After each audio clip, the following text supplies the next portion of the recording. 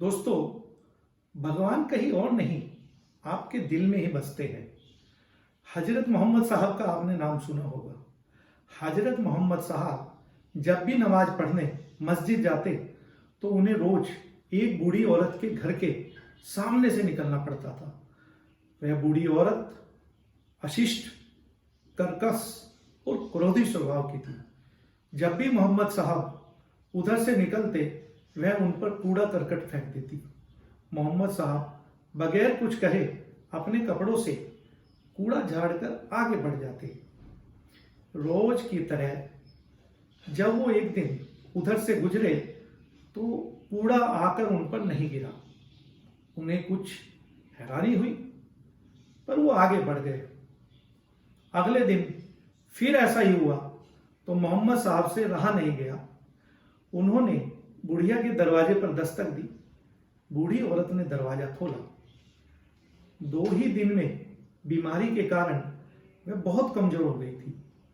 मोहम्मद साहब उसकी बीमारी की बात सुनकर हकीम को बुलाकर लाए और उसकी दवा का इंतजाम किया। उनकी सेवा और देखभाल से बूढ़ी औरत जल्दी ही स्वस्थ हो गई।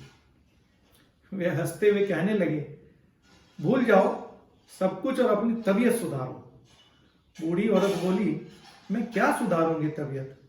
तुमने तबीयत के साथ साथ मुझे भी सुधार दिया। तुमने अपने प्रेम और दया से मुझे सही मार्ग दिखाया। मैं पूरे जीवन तुम्हारे एहसानमंद रहूंगी। जब वे अपने बिस्तर से उठ बैठी तो मोहम्मद साहब ने कहा, अपनी दवाई लेते रहना और मेरी जरूरत हो तो मुझे बुला लेना। बूढ़ी औरत रोने लगी। मोहम्मद साहब ने उससे रोने का कारण पूछा तो वह बोली, मेरे दुर्व्यवहार के लिए मुझे माफ कर दीजिए। दोस्तों, अगर आप किसी के लिए बिना किसी बैर एक बेहतर इंसान बनते हैं तो देर से ही सही उस व्यक्ति पर आपका असर जरूर होता है। आप अपना व्यवहार किसी के लिए बुरा न बनाएं।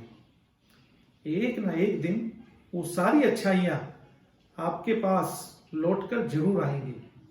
Thank you very much. कहानी आपको कैसी लगी? लाइक करें, सब्सक्राइब करें।